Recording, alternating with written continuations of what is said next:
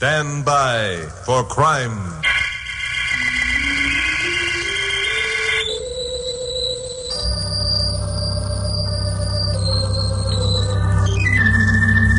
Hi, Chuck Morgan again. You know, being a newscaster on a radio station the size of KOP puts me in line to meet a lot of people. Statistics show that there are more than 5 million active criminals in the USA.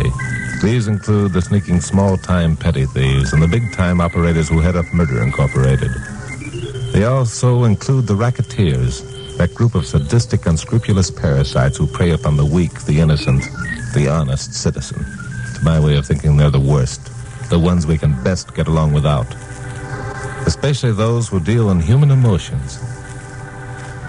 Which is why when I reached my office last Thursday and found Carol Curtis, my blonde secretary, entertaining a stranger, I listened to her story and really got burned up.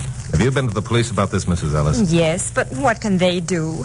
This woman, this Mae Dawson, she claims to be our baby's natural mother.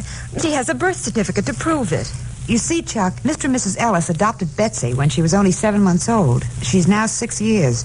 Naturally, they think of her as their own. Oh, she is our own, Miss Curtis. Why, we love her more than if I were her natural mother. What about the adoption agency? Well, they went out of business a year after we took Betsy. Yeah, it's the usual pattern. If you people who adopt youngsters would only investigate these so-called... Chuck, Mrs. Ellis didn't come here to be lectured. I'm sorry. She knows she's wrong, but that doesn't alter things. She's in danger of losing her child, and she wants to know if there isn't something you can do to prevent it. Well, I don't know what. The police's hands are tied. What about this Mae Dawson, the child's natural mother? Well, she claims that after the child was born, she was unable to support it, so she left it with the adoption agency. And she told them that as soon as she was able, she'd come and get the baby and pay them for having kept it. Yeah, that follows too. Oh, hello, Pappy. Come in. This is Mrs. Clara Ellis. Mrs. Ellis, Pappy Mansfield, owner of KOP. How do you do? Mrs. Ellis believes she's been victimized by one of those adoption agencies, Pappy. Oh, one of those, huh? Yeah. She's going to lose her baby, Pappy, unless someone does something about it. And I think Chuck should do it. Chuck? What can Chuck do? Well, he can at least talk to that woman. Now, wait a minute, Glamour Puss. Mrs. Ellis, have you said anything to this woman about money? I mean, did you offer her a sum if she allowed you to keep the youngster? No, I was afraid to. My husband's a tool and die worker, Mr. Morgan. He makes a comfortable living, and we've saved $2,000 against Betsy's education. Yeah. If Mae Dawson took that $2,000, then she'd want more. We'd be bled for the rest of our lives. And if she didn't take the $2,000, then you'd have to assume that she was the child's natural mother. And you don't want to think that. Right, Mrs. Ellis? Yes, that's right. But whether she is or not, she hasn't any rightful claim to Betsy. Why, the woman hasn't seen the child since she was 7 months old. Now, how could she possibly... Your mother instinct is getting the best of you, Glamour Puss. Mm-hmm. You know, that money angle might give us the answer we're looking for. Now, just what do you think you're going to do? Yes, just what do you think you're going to do? I hope. Well, if the woman were offered some money, a sizable amount, and took it... It would prove the whole thing's a racket, and Mr. and Mrs. Ellis could keep their baby. And if she didn't, Chuck would be a sucker. How much money were you thinking of offering, Chuck? Oh, say $20,000? Well, that's a good, neat figure. Now, just where are you going to get this tidy sum to offer the lady? Where? Why, Pappy, I'm surprised. You're going to provide it, of course.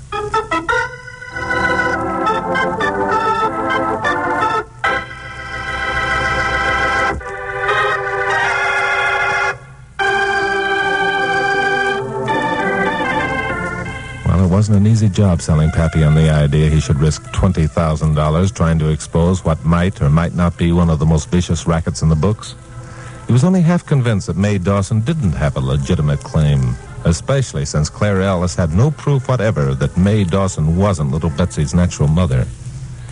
But, Pappy, that's what we want to find out. If it's a racket, then we want to know about it. Why? We're not in the racket-busting business, Chuck. We're running a radio station. Why should we... Because when you run a radio station or a newspaper or any other public service enterprise, it's supposed to be devoted to the best interests of the people who support it. And that's the public. My, just listen to Miss Curtis. Now, look, this is what I have in mind. Suppose I call her Mrs. Dawson. I'll represent myself as Mrs. Ellis's attorney. I'll tell her the Ellises are too upset to talk to her again. I'll hint around and finally offer them $20,000. Of my money. Yeah. Oh, Chuck, I knew you'd do something. Mrs. Ellis, you haven't a thing to worry about from now on. Chuck will take care of everything. Now, wait a minute, Glamour Puss. Let's not get Mrs. Ellis's hopes up. I can't promise a thing. There's still a 50-50 chance that Mae Dawson is legitimate. If she is, there's nothing anybody can do. She won't take my baby, Mr. Morgan. I don't care who she is. She won't take my baby. I'll kill her first.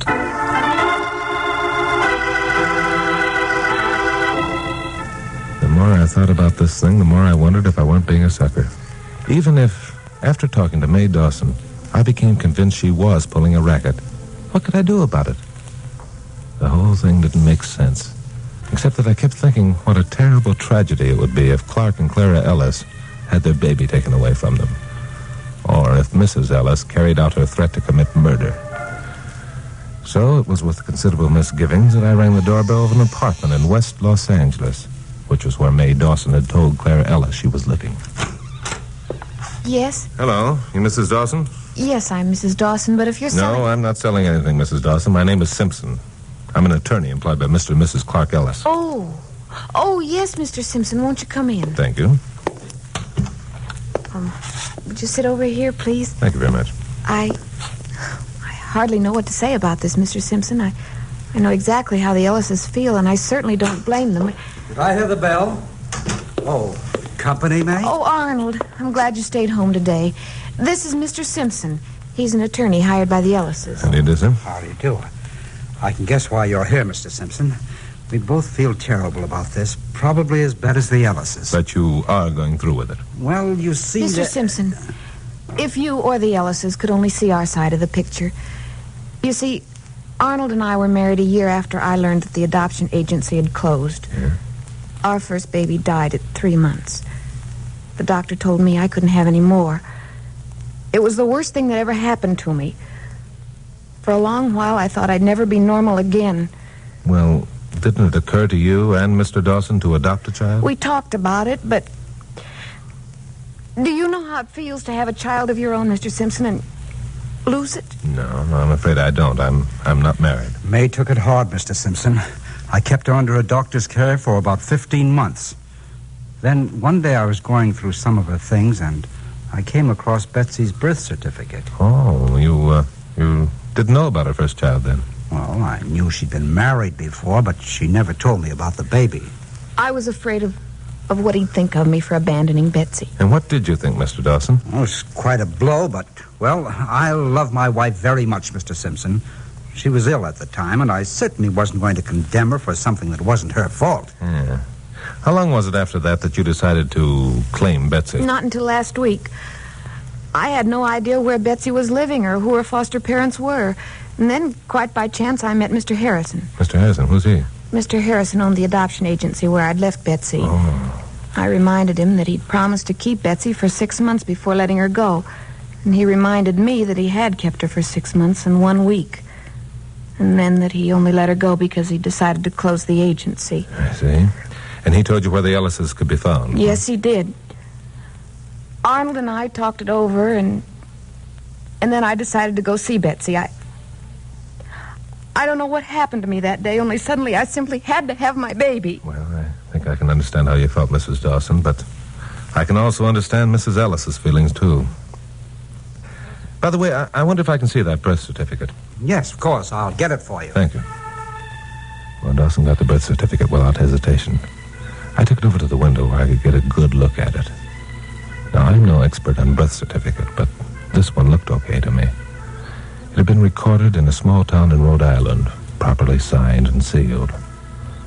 Still, there was something I couldn't put my finger on. Maybe it was because the Dawsons had been too willing to let me see the paper. While stalling for time, I turned the certificate over and back again, pretending to be studying it. But whatever it was that had hit me wouldn't gel. Well, it certainly looks okay. This is going to be rough on the Ellises. Mrs. Dawson, about adopting another baby... I couldn't, Mr. Simpson. I just couldn't, knowing that Betsy's my very own. Yes, it's true, but she's Mrs. Ellis's own, too. Well, there's something else to consider, too, Mr. Simpson. It's expensive adopting babies these days. Expensive? Well, I don't know much about this business, but I understand it's there's always a certain amount of expense involved in such a procedure. There's legal work, physician's fees, adoption fees, a dozen different items that all add up. Well, in that event, I'd like to make a suggestion. If it's finances that bothers you, I'm sure the Ellises will be glad... Oh, it's no use, Mr. Simpson. I want my baby, and I mean to have her. But, darling, we can at least listen to Mr. Simpson's suggestion. What were you going to say, Mr. Simpson? Well, simply this. The Ellises are willing to pay a sizable amount in order to be able to keep Betsy. Enough, in fact, to defray all the cost of adopting another baby and to secure the child's future and your own for a considerable period. And what would that amount be? $20,000. $20,000? Oh, Arnold, no. I don't care how large the amount is. Can't you understand that it isn't money I want? It's my baby. I understand perfectly, my dear. But what could we do for Betsy? We're in rather poor circumstances, you know. And if we had our own baby with enough money to rear her properly, wouldn't it be best all around? Well, it is worth considering, Mrs. Dawson, and think of what you'd be doing for the Ellises. I know. But Betsy's mine, my very own, and it's she who I want. Oh, you're upset, darling. Believe me, I don't want you to think that I'm weighing money against your child. But there's so many other factors to consider. I tell you what, let's think it over and talk it over a little before we give Mr. Simpson our answer. There'd be no harm in that. Oh, all right. Fine. Now, is that satisfactory with you, Mr. Simpson? Say, a day or maybe 2 or 3 days. Oh, of course. I'm sure the Dawsons will be agreeable. Here. I'll give you my phone number where I can be reached. So I scribbled my home number on a slip of paper and gave it to Arnold Dawson. Wondered if he'd check up the location and wondering also if he'd look up Attorney Simpson in the city directory. Then I remembered I hadn't given him my first name. There must be 100 or more attorneys named Simpson in the L.A. area. But the way I had it figured, Arnold wouldn't bother to check anything. He wanted to get his hands on that $20,000. Also, he wouldn't wait 2 or 3 days either. I was right. He called me that evening and said that he and his wife had decided to take the money and adopt another baby.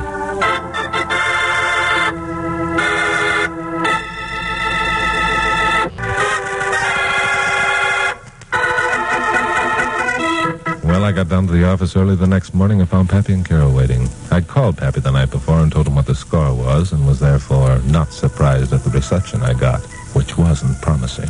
Are you crazy, Chuck? Everything you've told us about your visit yesterday proves that the Dawsons aren't phony. Give me a for instance. Sure, I'll give you a for instance. Good. If they were working a racket, they'd ask for cash. And you told me last night they were willing to accept a check. Now, don't let him talk you out of it, Chucky boy. You keep out of this, Carol. I'm sorry. I'm not going to let him talk me out of it, Glamour Buzz. These two are phonies working the smelliest racket I've ever known. Be reasonable, Chuck. Agreeing to take a check They'd proves... be dopes to ask for cash, Pappy. It'd be a dead giveaway. They're phonies. I can prove it. How? Number one, they were too willing, almost eager to have me examine that birth certificate. Is that your proof? Number two, they asked for 2 days and took 2 hours before accepting the offer. Attaboy, Chuck. Carol, I've already told you. I'm sorry, Pappy, but Mrs. Ellis called me again last night and... I don't care if the Queen of Sheba called you last night. I'm not going to pour $20,000 down a rat hole just to hear the noise it'll make. Number three, I saw something on that birth certificate that definitely proves it was fake. Yeah, what was it? I don't know. Now, that's a good answer. You know who it sounds like? Sounds like Chuck Morgan trying to be cute. I'm not kidding, Pappy. The clue is on that birth certificate. I'm sure of it. But I've got to get my hands on the certificate and study it again. And the only way he can do that is to buy it with $20,000. Which means we expose the racket and have a whale of a story. And Mr. and Mrs. Ellis will be happy again. And my $20,000 will be gone. Pappy, I promise you it won't. If it is, you can take it out of my salary. Take it out of your salary? Why, that'll take I know how many years it'll take. I should live so long. Will you stop being so hard to get along with and open up that checkbook, please? Well, okay. But just remind me to shoot myself directly after lunch, will you? Hand me that pen. So Pappy wrote out the check for $20,000 with a trembling hand and an unhappy expression on his face, and I took it, and I got out of there before he changed his mind. I started for West L.A., and then suddenly I changed my mind. A thought had occurred to me, a very bright thought indeed, and instantly I felt better. I pulled up at a drugstore, phoned Carol, gave her some precise instructions. Then I phoned Bill Miggs at police headquarters and asked him if he could meet me for a round of golf at the Burnside Country Club. He could and did. I told him the whole story. It was at the 9th hole where there's a water hazard. Then I remembered what was on that birth certificate that made it a phony. I told Bill about it, too. He agreed I had a case. So Bill and I had lunch and we parted. It was 2:55 when I finally pushed the doorbell of the Dawson apartment. Oh, hello, Simpson. Come in. Thank you. Mrs. Dawson's rather upset. Oh, I'm sorry to hear that. I hope you're not going to change your mind, Mrs. Dawson. I don't know. Every time I think of my own baby... No, stop. This makes me feel like a kidnapper. Perhaps if I talk to Mr. and Mrs. Ellis. Mrs. Dawson and I have made our decision, Mr. Simpson. Now, let's get this over as quickly as possible. You brought the check, of course. Yes, I have it right here. Excellent. Now, I've prepared a paper relinquishing any claims we have on Betsy. We've both signed it. Well, I'm not so much interested in such a paper as I am in that birth certificate. Birth certificate, Mr. Simpson? Of course. Without that, any claims you might make would be worthless. So I'm afraid I'll have to ask you for that certificate in exchange for this check. Yes, of course. I understand. And I may... Yes, I'll get it. So May went into the other room after the birth certificate. And sucker me didn't figure it out. She came back a minute later. Here you are, Mr. Simpson. Which was when I made my mistake. I turned and... Arnold must have had a pair of brass knuckles hidden in his pocket. Nothing else could have hit me harder or knocked me colder faster. Time passed, or I suppose it did. I was in no condition to check. All I know is that when I could see again, there wasn't anything to look at except a crack of light, which apparently came from beneath a door.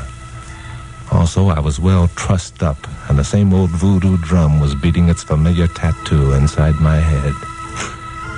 Then I heard a door open in the room beyond, and there was another sound, which was sweet, sweet music. Well, there's no one here, Pappy. No, it looks like we're wasting our time. Let's get out of here. Wait a minute, Pappy. Listen. Hey, sounds like someone's in that closet. It's Chuck. Well, so it is. Well, fancy. Oh, Pappy, stop being funny. He's hurt. Here, Chucky boy, let me untie that gag. Pappy, loosen the ropes. Sure. There. Chuck, what happened? Are you hurt? Don't touch my head, that's all. Just don't touch my head. Now, there you are, my boy. You're as free as the wind again. Thanks, Pappy. Did they get away? Who, the Dawsons? Yeah. Well, there's no one here but us, so they must have. You got the birth certificate, of course? No, but I remember what was on it that was phony. What was it? Before you answer that, there's just one question. Did they get the $20,000? Yes, but don't worry. I'm not that dumb. What do you mean you're not that dumb? If they've got that check, what stopped them from cashing it? Because I waited until almost 3 o'clock before getting here. They couldn't get to the bank in time. They'll have to wait until tomorrow morning to cash the check, and we'll be on hand to greet them. Well, you idiot. What do you mean, idiot? Knuckle-headed idiot. No, wait a minute. Everything occurs to you but the right thing. Huh? This is Friday, and on Fridays, the Los Angeles banks are open all day. A quick call to Pappy's bank confirmed the fact that the Dawsons had been there and cashed the check, and a quick exit by me prevented Pappy from firing me on the spot. 20,000 smackers. I began figuring how long it would take me to pay it back at the rate of $50 a month, but lost track when I became 70 years old. After all, I'm no Einstein. Brother, I'd really pulled a boner this time. Well, I went back to the office prepared to face the wrath of Mr. Mansfield. But luckily, Pappy wasn't in. But good old Glambumpus was waiting for me with a kind word and a cheerful smile. Never mind, Chucky boy. Pappy will forget the whole thing as soon as he cools off. Yeah, but it's going to take more than my winning smile to cool him off $20,000 worth. Oh, fiddly-dee. You know Pappy. Sure, tomorrow I'm going to be saying it's been nice to have known Pappy. Oh, don't be silly. Silly, she Look, said. I've got an idea that will make everyone feel better. Yeah, what's that? Well, in the disappointment of failure, all of us forgot the noble purpose of your venture. Please, darling, don't Ellises remind will me. now be able to keep their little Betsy, and we haven't even told them. You know, you're right. Listen, give them a ring. Well, wouldn't it be better if we went out and told them in person? Huh? Well, after all, there'll be a good deal of satisfaction in seeing the expressions on their faces and hearing their thanks. $20,000 worth, maybe. Ah. And also, it might be a good idea if you stayed out of Pappy's sight for a while. Oh, Glambumpus, you're a genius. Let's go. So Glambumpus and I headed for the address that Clara Ellis had given us. As we got near, I found myself looking forward to this experience. After all, I hadn't failed in my purpose. Not by a long shot. The Ellises were going to keep their child. And by golly, that was worth 20 grand of anybody's money, even Pappy Mansfield. The Ellises lived in a white stucco apartment house halfway up a hill on Melrose Avenue, east of Vermont. They had a ground floor apartment with an outside entrance. Carol rang the bell. Hello, Mrs. Ellis. Remember us? Why, it's Mr. Morgan and Miss Curtis. Yes. How's Betsy, Mrs. Ellis? Betsy? Oh, she's fine, just fine. Well, maybe come in a minute. We've got some good news for you. Well, that is, could you make it some other time? Well, you don't understand, Mrs. Ellis. Our good news is about Betsy. You don't have to worry anymore. There was something wrong about this, something very wrong. Mrs. Ellis had suddenly lost her role of stricken mother and was either scared or mad. Why? I didn't have to spend much time trying to figure the answer to this one. The answer appeared behind Mrs. Ellis. The door to another room opened and two people appeared. One, a man carrying a suitcase. Clara, where's my... The man was Arnold Dawson and the woman Mae Dawson.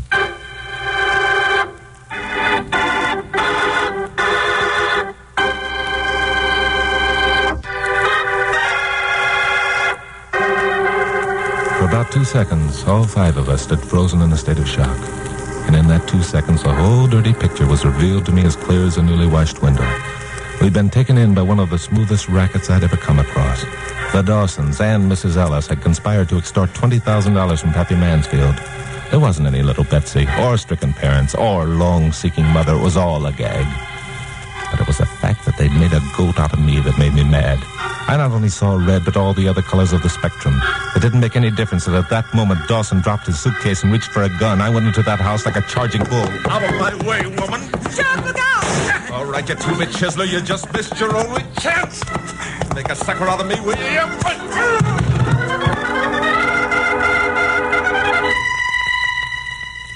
It was over as quickly as that.